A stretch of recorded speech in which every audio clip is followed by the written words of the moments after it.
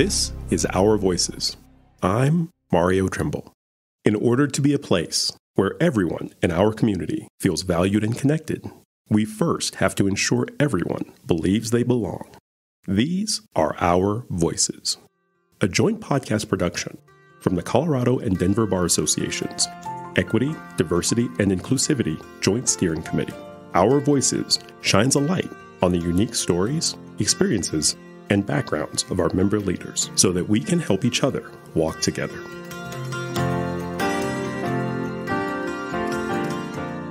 Sheldon Spotted Elk is a judge on the Ute Indian Tribe Court of Appeals and the new program director for Tribal Justice Partnerships with the National Council of Juvenile and Family Court Judges. Sheldon is a powerful advocate for tribal communities with extensive experience in the areas of tribal and juvenile law, as well as child welfare. The richness of Sheldon's work belies the richness of his background and culture. He and his two sons are members of the Northern Cheyenne Tribe. Sheldon's father grew up on a reservation and didn't hear or speak English until he went to school. His mother grew up in a predominantly white Mormon community in Ogden, Utah. Listen in as our own Courtney Holm and Linda Moss discuss his life, the challenges of code switching, his thirst for equity and justice, and the intersectionality of culture and law. Welcome to today's podcast. We're excited for our guest today. I'm Courtney Holm. I'm an attorney and mediator at Courtney Holm and Associates, PC, up in Edwards, Colorado. And my co-host today is... I'm Linda Moss. I'm a family law attorney with Coombe, Curry, Rich, and Jarvis. And today we are excited to be speaking with Sheldon Spotted Elk. He is Native American and sits as an appellate judge for the Ute Tribal Court of Appeals and is also a consultant on child dependency and delinquency issues. Welcome, Sheldon. Yeah, thank you so much, Courtney. It's good to be on. Linda, it's good to see you. It's good to be on. Thank you. We're so excited to have you here today. Thank you so much for talking with us, Sheldon. So let's jump right in. As you know, on our podcast, we really love to kind of deep dive into our interviewees' lives. So we're going to start with, who were you? Who were you as a kid? Where did you grow up? And what was that like? Well, I like even the past context of it. Who were you? I think...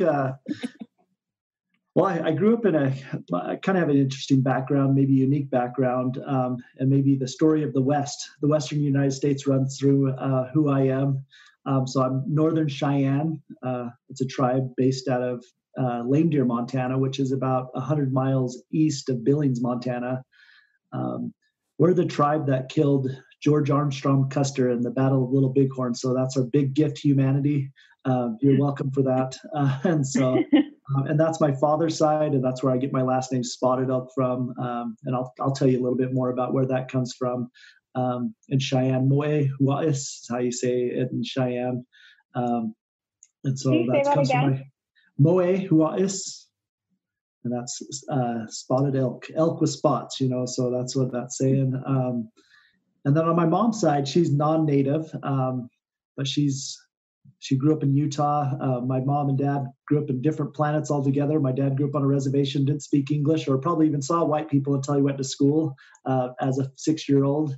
And so my mom, she grew up in Lily White, Ogden, Utah. She's a descendant of Mormons, that the pioneers, her ancestors are like Mormon member number 6 or something like that. So I grew up in this kind of intersection of intersectionality, if you will. Of those two worlds. Interesting enough, I was born in Oklahoma, but I grew up down in southern Utah in the Four Corners area, in this small town. My dad was a school teacher on the Navajo reservation, and we ended up living down there. So it's kind of a little bit about my background. I grew up in this funny community I was aware of it at the time. I don't want to over-exaggerate and say I was so innocent of it at the time, but I was keenly aware of the racism that was in that town of non-natives to native communities. And I think it's also just a microcosm of the history of the United States relationships with American Indians. And so I think that was I had a thirst for justice, I think, growing up as a young child. I heard some of these conversations at my dinner table, and I didn't know exactly how to express that thirst for or how to quench that thirst to stay consistent with the metaphor. I didn't know exactly how to quench that thirst. And I think sometimes, I don't know, I tried to do it in sports or like try to find equity in those kind of arenas. And I had a lot of friends that were like, I'm very aware of the fact that like, I don't think anything about me is special or unique in that sense, because I had friends that were way more talented, way more smart, way more artistic, way more engaging. And unfortunately, just I think opportunity and the lack of opportunity and the community that I grew up in really put some of my friends that I grew up with on this pipeline to prison. And it ended up being manifested.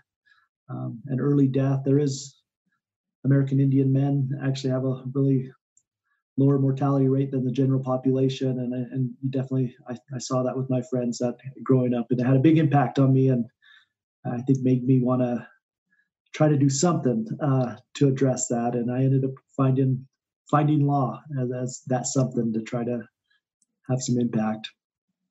Wow. So I'm really curious, sorry to pull you backwards a little bit, but you mentioned that your parents came from extremely different communities. And I'm curious, how did they encounter each other? How did they come to be together? Yeah, that's the story of, I'm stealing this from somebody and I can't remember who I'm stealing it from, but they're the story of the flying fish and the sweeping crane, so their lives only they couldn't really coexist in each other's environments, but unfortunately, I don't think my mom necessarily could, it was hard for her to live in a tribal community. And I think my dad really tried his best to live in a non-Indian community. And he went and got an education and I think tried his best to, I go across the aisle and work in non-Indian communities, but I know it was very difficult for him to find employment, number one, to find employment. And so he was in business, actually. He started, that was his background, educational background's in business, but I think he became very despondent of that and became a school teacher, elementary school teacher. And there was a big emphasis on education in our house growing up. But how they met, I guess I'm avoiding the question.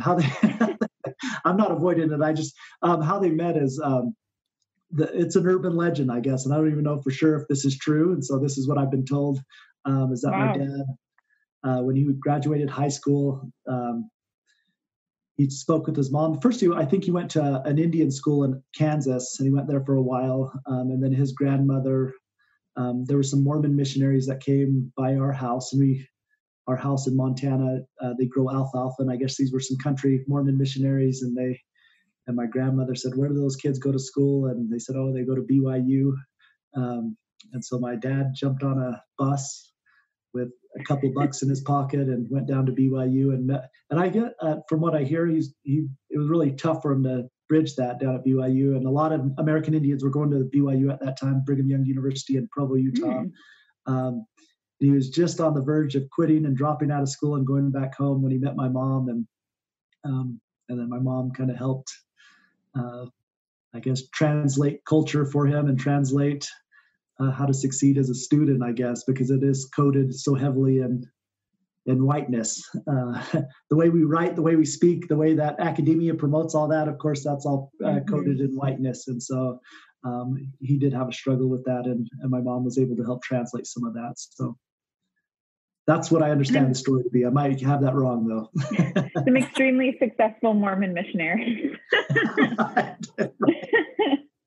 I'm curious about your interpretation when you say coded in whiteness, because it sounds like your dad didn't grow up in a white community, but he was exposed to English language and some of that type of education as a fairly young child.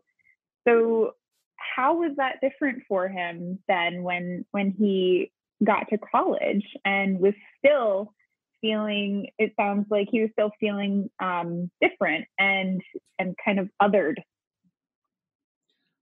For sure. And we were the prep for this, we kind of had that conversation, but there is a term for being able to translate in other communities. It's that code switch. And I don't know if you've ever heard that term, but what it has to, actually it comes out of language. And so if your second language is whatever the dominant language is, knowing the codes, so to speak, to dial into the community. And of course, in the legal community, there's a code that we speak. And Sure. when we say a word, we think we all know what that means and we're all on the same page. And it might be to the layperson, they might not understand what the hell we're even talking about, of course. And so I think, of course, in dominant white culture, there's a code, and especially in academia, especially to succeed in law school, there is a way to write.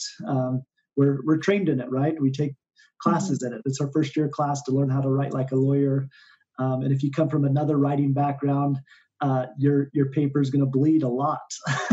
So there's a whole other approach to it to be an effective legal writer. And so I think as lawyers, we kind of understand that there's a different arena that you have to operate in versus your day-to-day buddies that you might hang out with that are non-lawyers. But definitely with American Indians and other races for that matter, other ethnic backgrounds, like there is codes, not just necessarily in language, but in behavior, in the way that we carry ourselves. And there's a good quote that I always reflect on. It's a quote by an Indian educator, and she just talks about the struggle that it is sometimes to articulate Indian issues and Indian problems that exist in our communities to non-Indians because they rarely share the same experience. And so oftentimes when we try to articulate the experience to a non-Indian audience, it always appears that, oh, man, these Indians are crying about another thing or they're complaining about another thing, So, and so it is sometimes difficult to make a bridge to help so we're all speaking a common language. And I don't think that's necessarily exclusive to the American Indian experience, but I think a lot of races share that. We become the target when I'm trying to say, oh yeah, this is an issue in Indian country. And then all of a sudden because, oh man, Sheldon's the issue. That guy's always crying about something, like he always has something he's complaining about. But explaining the lived experience that makes someone else feel uncomfortable because it challenges their view of the world, then causes them to challenge you back and say, well, your lived experience is really just you complaining about things that have been hard for you. For sure. Absolutely. That's exactly what I'm trying to say. Well, and Sheldon, you mentioned code switching, and certainly you grew up in a multicultural setting. You had a mother from a Mormon Caucasian background, a father from Northern Cheyenne. And I believe when you were talking about growing up in Utah, that was on the Navajo or near the Navajo reservation. So how was it for you to try to code switch, so to speak, to fit in depending on where you were? Yeah, and I don't know. It's sometimes hard for me to admit that, but of course that's what I did. Because it is kind of taken away from my authenticity. But I think I got in a lot of trouble when I was growing up. Like I was exposed to the delinquency system. And I think some of that was just me being an authentic young kid, a young kid that came from a mixed race background that saw, I think kids are so authentic and they know when people are BSing them better than adults do. I think as adults, we become conditioned to it, but as kids, we're just straight authentic. And I look back to some of the things that I was getting in trouble for, getting suspended from school. My little thing is from 3rd grade to 8th grade, every year, I was either in an in-house suspension or actually suspended from school.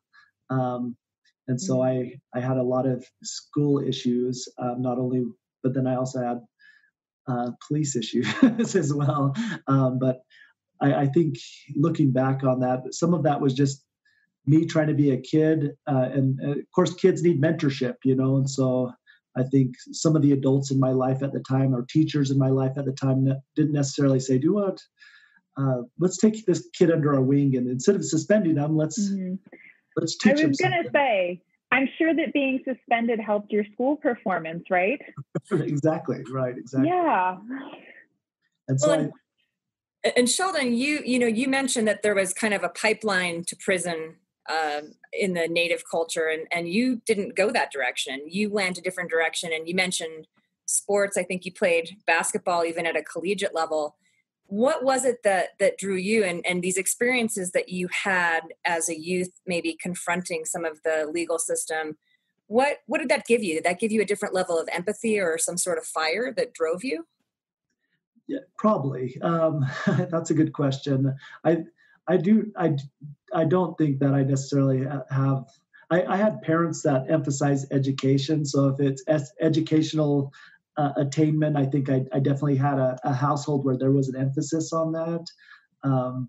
But I don't, like I said, I do have friends that were definitely more more acquainted with mathematics and science and writing and art, that unfortunately didn't get that opportunity. And I do feel like that's probably across the board, like I think we had a president that just was in office that is a mediocre dude, right? But he just had a lot of opportunities presented to him. And so I think sometimes in life it's opportunity, and I don't think it's necessarily anything I especially put myself and situated myself and planned that I was going to be able to get an education and go to law school or anything like that. I think a lot of the work that I definitely influenced this, and hopefully I'm not skipping ahead, but it's related to my childhood. I think my best friend that I grew up with, he tragically died when I was 2L in law school. And since this is going recording, I can officially put this on the record. That's the reason I got the lowest grade in law school in evidence, is because I went to his funeral. I got to speak at his funeral. And of course, evidence is a tough class, and you have to memorize all these things. And I didn't have the opportunity to really commit to memory all the mnemonics that you have to memorize with evidence. But I went up to his funeral and spoke at his funeral. He had children, and he died at 28 years old.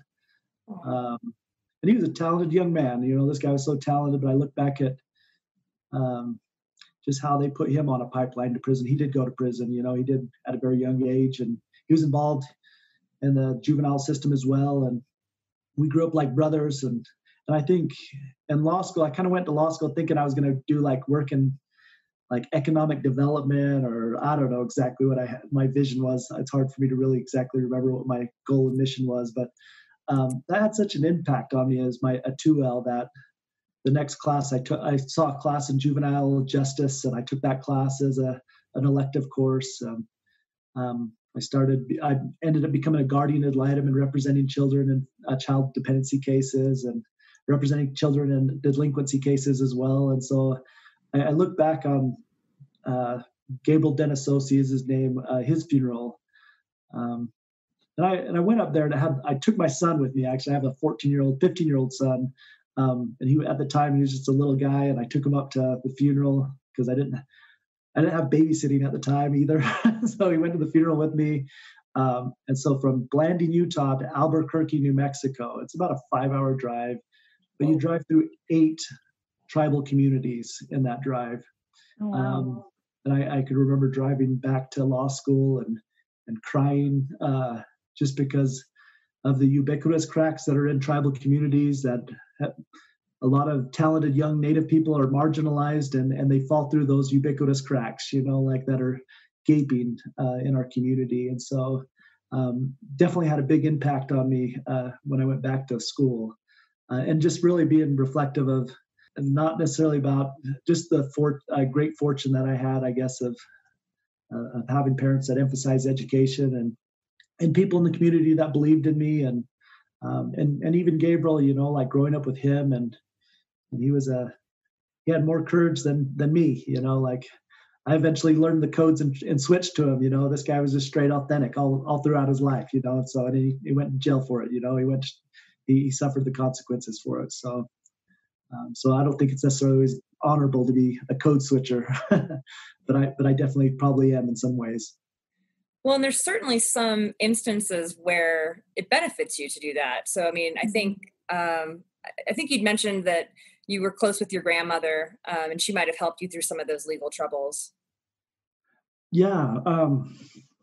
so that's kind of part of that story too. I got kicked out of my house when I was in 7th grade. Kind of funny to say, but yeah, I went and lived with my grandmother, and this is my non-native grandmother. And I think that's probably, I look back to where if I learned any codes, it's probably living with her. Like I learned so much, and I was kind of.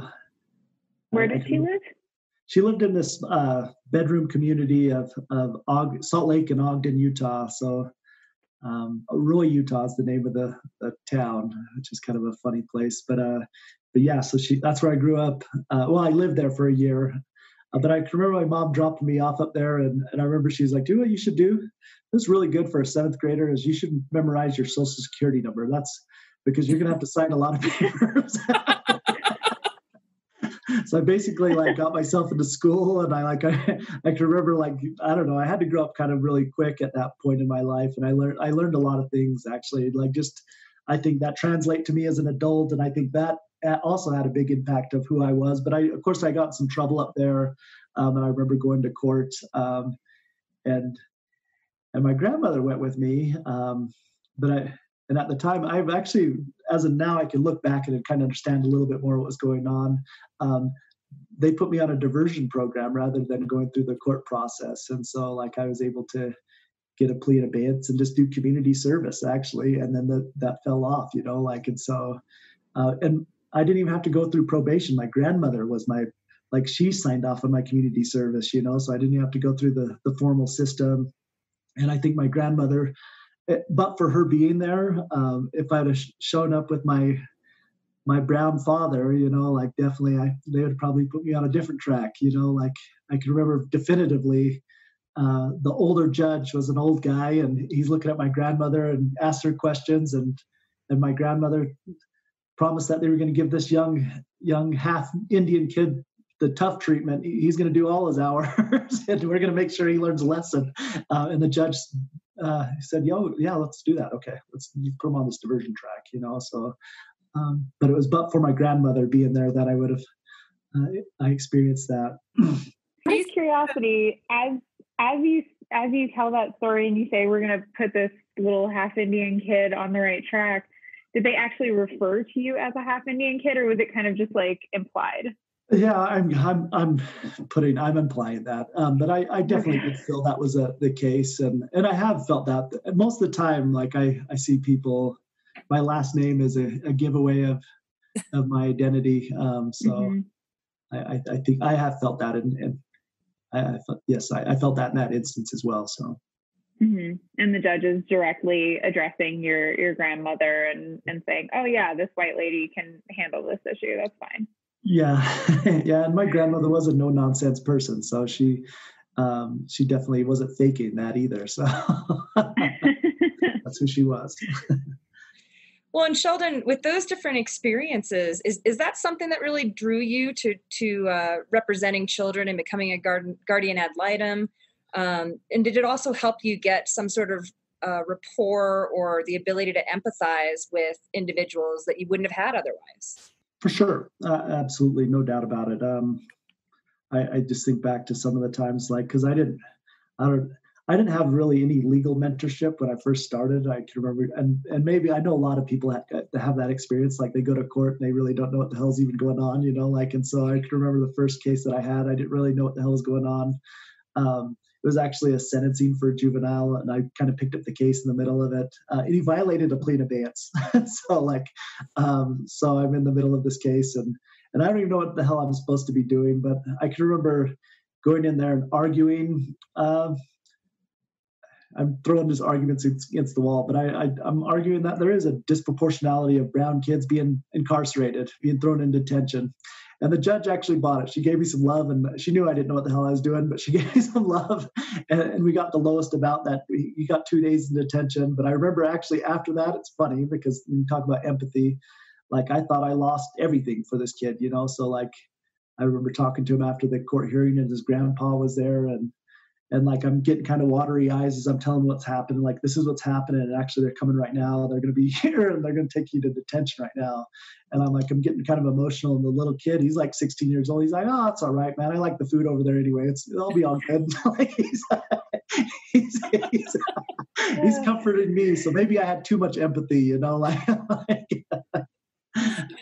but yeah, so oh my goodness. There's a war story for you right there about not knowing what the hell's going on. But I think everybody has one of those, right? Where they're standing in front of the judge, fresh out of law school, and the judge asks some simple question like, would you like to waive advisement? And you look up, go, is this what most people do? I don't know. I don't know what you're talking about, but let's see where this goes. For me, it was entering my appearance at the beginning and saying my attorney registration number was just dumbfounding to me. I don't know why it was so hard. What court were you in at that point? That was actually, so that's the court that I was actually, I'm a judge of now. So as an appellate judge, you're probably not having the chance to see those baby attorneys fumbling through their lives. Have you ever gotten to experience that? No, I have not actually. Well, I volunteer for this moot court thing every year. And so so I get to see the big saucer eyes coming before and the shaky knees. But yeah, for sure. And I don't know, I learned a lot in that. The other thing that I quickly learned, and I think this is influencing where I'm at now and my work that I'm doing, is that the child welfare system and the juvenile delinquency system, juvenile justice for that matter, they're broken systems. And I felt quickly that you can have some impact. And so every once in a while you get a big win and you feel good about it. And you're like, yes, that wouldn't have happened but for me being in the room, but for me doing this, that would not have happened. We got a better outcome and this kid's going to get a chance. But by and large, you're spoken a broken will when it comes to child dependency and really families in this country, primarily poor families and brown and black families in this country are getting severe injustice when it comes to these systems.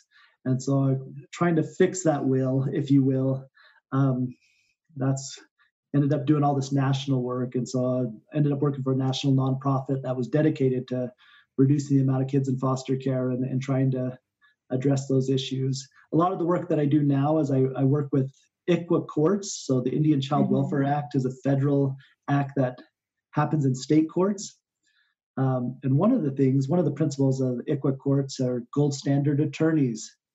And so to your point that you're talking about is we want attorneys to show up differently when they represent children and parents and the agency for that matter. County attorneys need to be culturally and humble in their representation as well, but also just exercise some anti-racism from their counsel's table and look at their cases through an equity lens. So we're trying to teach lawyers motivational interviewing skills. Oftentimes you see that in psychology or counseling, but we're trying to teach lawyers to do that now. So they have better client engagement because of course your client, if they trust you, they end up and they feel like you're giving your voice in that proceeding. It ends up becoming, they feel closer to justice, even though justice I kind of feel like is this floaty thing that we never really obtain. But they at least feel that their voice is heard in that process, no matter if the process ends up going left or right or wherever it ends up going. But keeping them engaged in that representation is really what we're trying to aim for. Eventually getting to better ends and better outcomes for brown and black children in the foster care system. And I have a couple of topics that I really want to touch here. The first of which is, and I'm not entirely sure how to ask this, so we'll see. Can you tell us just a little bit about ICWA, about what ICWA is, what it's for? As you mentioned, it's the Indian Child Welfare Act. As a family law practitioner and as someone who's worked in the juvenile system previously, I know some about ICWA, but essentially I know that it's something that I think a lot of attorneys still don't have a very deep understanding of. And so if you can give us a little explanation for our listeners, that would be fabulous.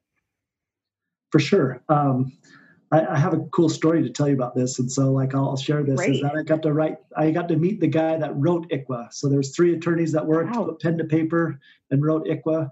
And so I went to lunch with them one time in Manhattan, right across the street from NYU Law School, in fact, actually. And so But it was one of those lunches that went from lunch, and then we also had dinner because we just sat around for so long and talked. But Bert Hirsch is his name. But in that, when I asking him about his experience as an attorney, he represented tribes, parents, from east to west, north to south. He barnstormed the whole country, probably oftentimes practicing law without a license in a lot of jurisdictions. But this guy was a change agent, and like obviously he ended up helping write the Indian Child Welfare Act in 1978. So it's 42 years old. But at the time, there's congressional findings that are with the Indian Child Welfare Act. So at the time, and I'm going to throw some numbers out so you just kind of follow on these numbers. 1 out of 3 of all American Indian children were outside of their home, outside of their parents. And so of those 1 out of 3 children throughout the whole country of American Indians that are not living with their parents, 90% of those children are placed with non-Indians. And so there were some explicit reasons why in this country, and if we go farther back, there's an act, the first congressional act that intervened in Indian families and undermined Indian families was back in 1819. There was an act Congress enacted called the Indian Civilization Act.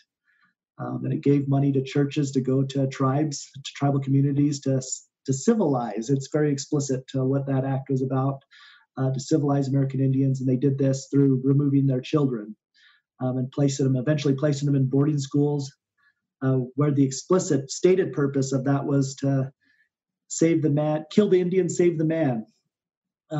So forced assimilation. I have 2 sons myself, and I think about not being a part of their lives and not seeing them grow. And there are some really poignant pictures in history where we could see parents camping outside of the fences of some of these boarding schools, and I imagine that would be me.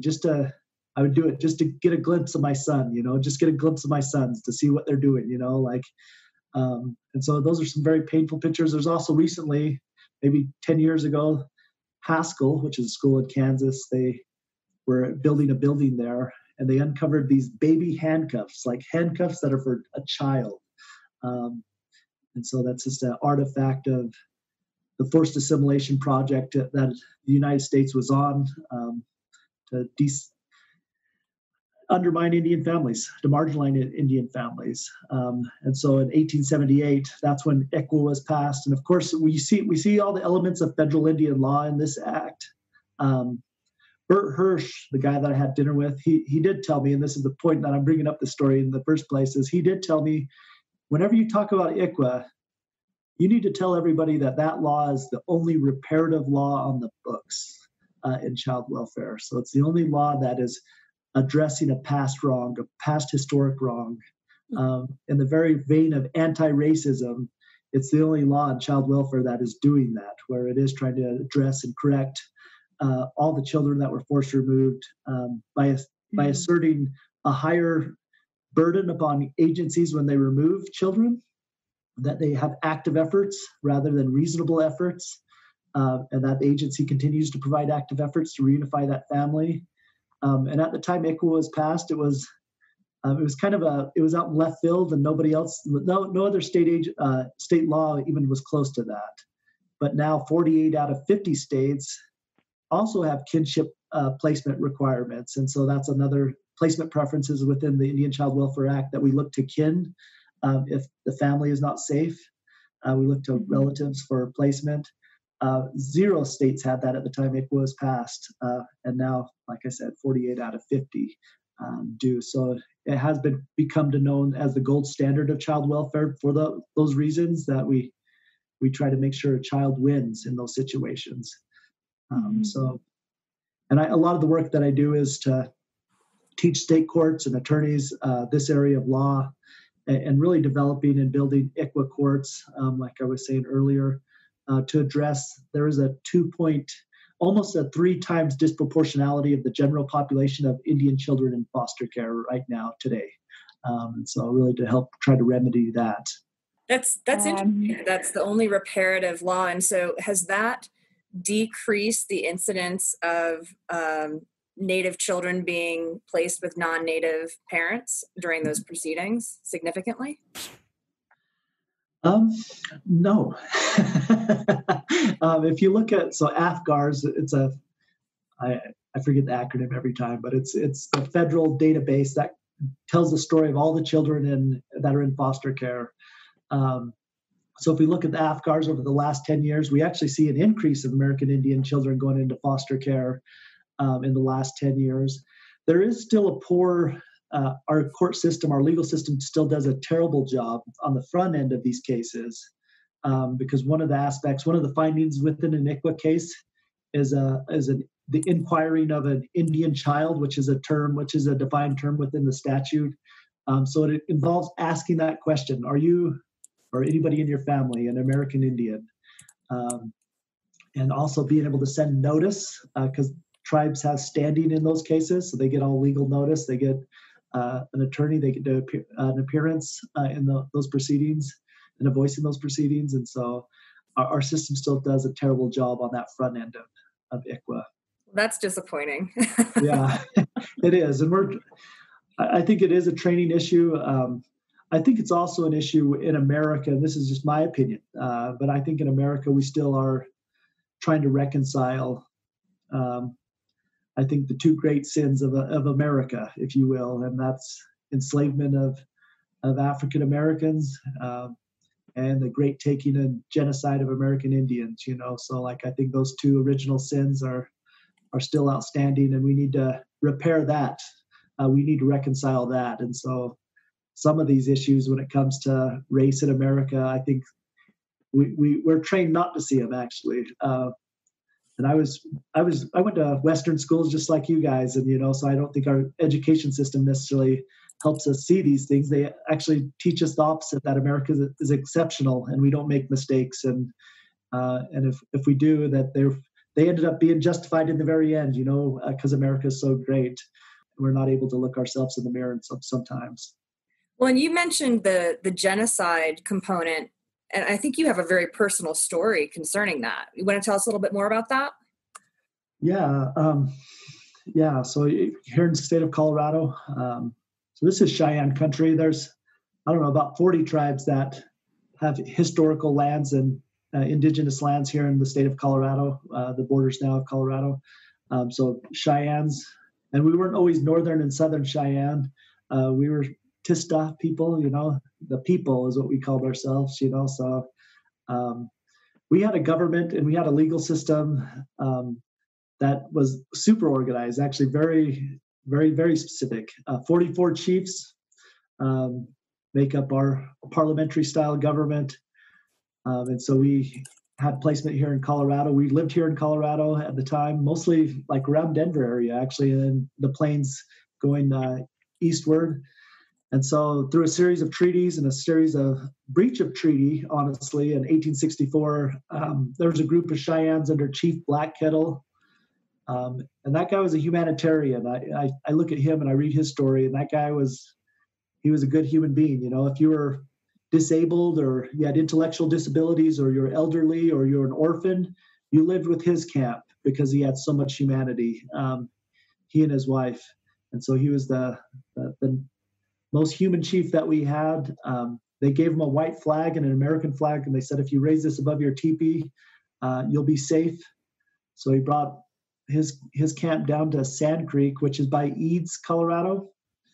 The other town that it's next to is a place called Shivington, Colorado, which ends up being named after Colonel Shivington, who was the guy that led the Sand Creek Massacre, volunteer troops from Denver. And this is probably one of the most gross and disgusting things in U.S. history, is they surprised, massacred 700 sleeping Cheyennes on the morning of November 29th, 1864. They killed over 200 Cheyennes and Arapahoes that were there as well. My family, and I was told this story, I've been told this story since I was a child. This was something that was at my dinner table, as well as the one that my surname, Spotted Elk. He was just a 2-year-old boy at this time. And so I imagine he probably slept between his parents that night, like most 2-year-olds do. And that we know this level of detail of the story, it's passed through our oral history, is that an older sibling or an older relative, a young girl, saved him and took him up to, if you ever go down to Sand Creek, it's a national historic site. If you ever go to National Park, if you ever go down there, it's worth going down there. You need to go down there. You walk those grounds, you can kind of see what happens. There's like a little embankment of this dry creek bed. And the people that did survive, they ran up into that and they dug with their hands. And you can imagine how cold and how hard that ground was that day. And maybe how it broke their skin. But young Charles Spotted Elk was saved that day. But we know he was taken back to his dead mother, who was still nursing, and he got breastfed, and they escaped 20 miles to the north that morning.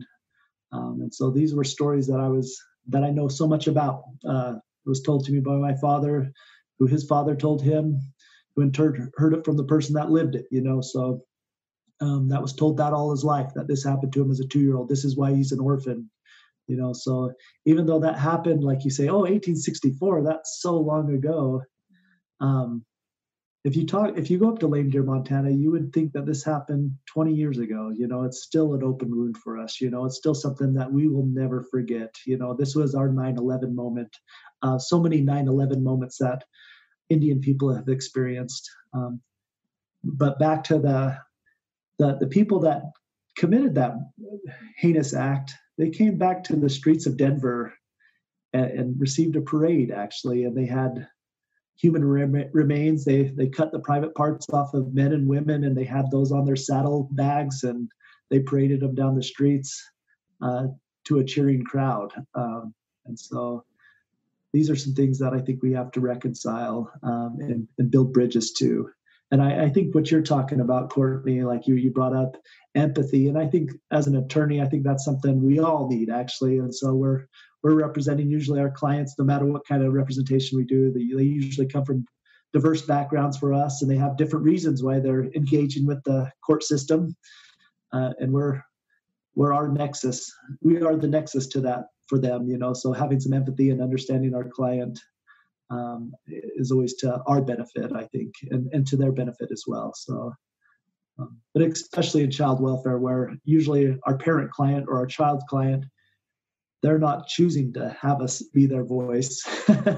They're forced in this process. They're involuntarily involved with this process, and we are their voice. So it's a little bit of a different dynamic with representation. Mm-hmm. And to that point, I'm curious to hear. So you said previously that you started off representing kids as a guardian ad litem in the court that you're now presiding over, which is a tribal court, correct? Yes. Okay.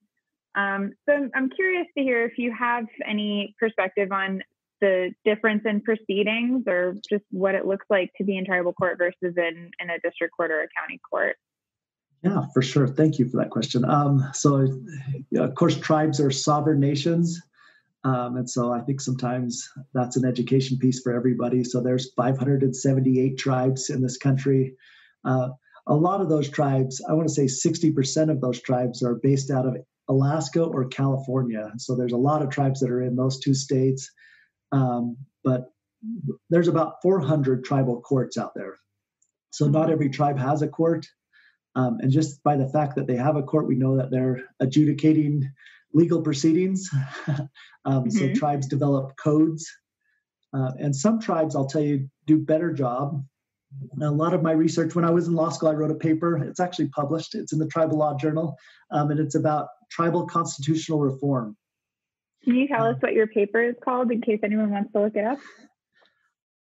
I think it's not very creative. It's called Northern Cheyenne Tribal Constitutional Reform, I think. Okay. I can't even remember. It's like 8 years. But the reason I bring that up is to answer the question and to make the point is that at the time that tribes received constitutions, it was a fill-in-the-blank constitution. So the Indian Reorganization Act of 1834 provided that tribes develop constitutions. A solicitor from the Department of Interior wrote up a boilerplate constitution and gave it to tribes and say, write your guys' names in the blank spot. And then, so the Northern Cheyenne Constitution, my tribe's constitution, there's something like 28 references to getting Secretary of Interior approval over law changes. And you heard me before saying that we already had a legal system. We did have a legal system that was working. It was solving our problems. It was doing the job. And so it really subverted our government structure and our legal process. And of course, we all know that law works better when it's more proximate to values and people. And so here we get an artificial overlay of this. If anybody came to us and said, now this is what you're doing, we're going to have a really tough time with it, even if especially if it's against our values, so, and that's what the position that American Indians found themselves in, a lot of tribes found themselves in. And so the more we as tribes, as self-determination and tribes that exercise self-determination can change our laws to make them more proximate to us, our values, the better our legal systems are going to be. So it's really not, that's the whole premise of the paper. So it's not like, oh my goodness, call it the Nobel Peace Prize. So I just got onto something. I'm just regurgitating something that everybody knows, and there's plenty of sources for this, source material for this that's in Indian country and non-Indian country. So I think that's something really important for us to kind of be reflective of and think about when we're developing codes. But to your answer, when it comes to dependency, my last plane ride that I took before COVID, before the coronavirus happened, I went up to Barrow, Alaska. The tribal name, it's Inupiaq. That's the people that live up there, but their tribal name for it is Utikalvik. I know I am saying it wrong, but try my best. But it's Inupiaq. But I look at their code, and it really is it's the city of gold. It's the El Dorado of child welfare, honestly, because I've never seen in a child welfare code the word love in a code. We often forget about that, and so oftentimes parents are involved with in the system. They have addiction issues, and we sometimes take that away from them, of recognizing how much they love their child, even though they're suffering through trauma and addiction. But it's explicitly stated in their code. There's, as far as permanency goes, as far as the outcomes go, a lot of tribes do not have termination of parental rights in their code. They have a suspension of rights and a customary adoption process that it's very similar to our permanent guardianship. If we look at like how it happens in Western systems. But I think there's more psychological investment when we look at it through a customary adoption process. Adoption is, of course, tribes had adoption. Of course, we always had adoption. That was something we always did. And we think about it from our child's perspective. It was always for them to win, to get more parents, to get more adults into their lives, not to sever the rights of their natural parents. Where we look at that, that's a brutal process. It's such an inhumane process. It's the civil death penalty, if you will. That's what it's been called. So. But you see a lot more humanity, in my opinion, in my reading of tribal codes when it comes to child welfare than you see in Western systems. So much so that California has adopted tribal customary adoption in their state code. So if California is the vanguard of law, which sometimes they're called that, they have adopted that in their state codes. So we need to start winding down here. And so I'm going to ask you, what's next for you? Who are you going to be? On that vein, and I kind of shared that with you, like I did some direct representation, and I learned about the system.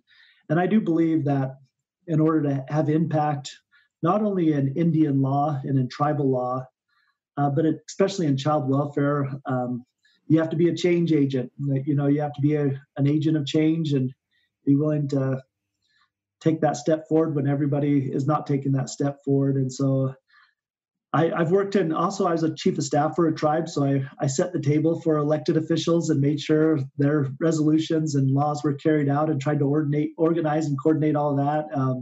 I learned a lot during that process. But I think the next step that I want to do is, so kind of seeing it from a couple of different perspectives professionally. Eventually, I want to run for public office, and I don't know exactly what level yet. But eventually, that's what I want to do is make sure that I get a chance to step in that arena and try to impact law and impact the system in that way. I feel like that's the most permanent way of doing it. There's other ways I know, of course. I think sometimes us in the legal arena think we're just where the buck stops all the time. But if you look at some of the bigger changes in our society, they've been inspired by art, but unfortunately, I can't write a song or paint a picture well enough to really inspire anybody. But definitely, Your I think sons? a little bit. Yeah, I guess them. Yeah. Are your sons very individual, spirited people? Yeah, they are for sure. They are for sure. I was actually just saw, how you get those memories like 7 years ago, this happened, like on your social media. I got one of those today and it's relevant. I saw that I had to take my son to a legislative hearing in Utah.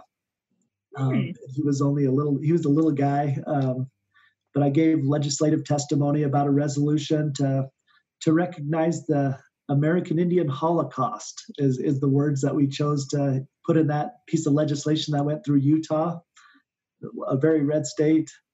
And we got it through. There's a resolution on the books in, I think, 2014. And I got the first crack of writing that resolution. But as you see at the very end of it, the hot dog making process, and I learned a lot about the hot dog making process in that being a participant of that. It ended up being a little bit different of what we wrote originally, but I learned a lot. I interacted with a lot of elected officials in that process. But I think just looking at that with my boys, I got to take them along with that. It's one of the cool experiences that I've been able to have is bring them and have them see their dad give testimony on the Senate floor in Utah, so it's kind of a cool experience. Wow. You definitely are a change maker, and you would be an excellent public servant in office. Well, thanks, Courtney. When I need those donations, I'm going to give you. My donations are words. Awesome. Perfect. I need those words. Thank you. And it sounds like you're an amazing influence on your kids too, and they're going to be the next generation of awesome change-making people. I think pandemic has taught me this about my kids. Like, they don't need to be exceptional. I just want them to be happy. So it's really given me a different perspective. So they don't need to love that take on the world or anything. And they both play instruments, and that makes them really happy. And so whatever they do to make them happy, it's fine. So they don't need to go out and take on the world or anything like that. So what an exceptional life you've had and so many experiences, and really appreciate the time you've taken to share with us, and we can share with all of our listeners. Absolutely. Thank you to you both, Linda and Courtney.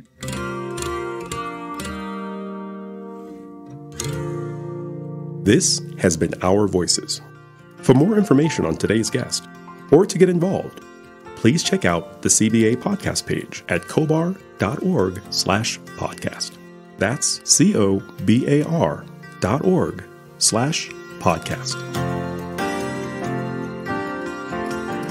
This podcast series was created by members of the Colorado and Denver Bar Associations. Our Voices is a collaborative effort of the EDI Joint Steering Committee messaging team, including Mallory Revel, Linda Moss, Bonnie Schreiner, Mallory Hasbrook, Mo Watson, Mario Trimble, Courtney Holm, and Emmy Lopez, with our CBA Communications Team Director, Heather Folker, and Manager, Charles McGarvey.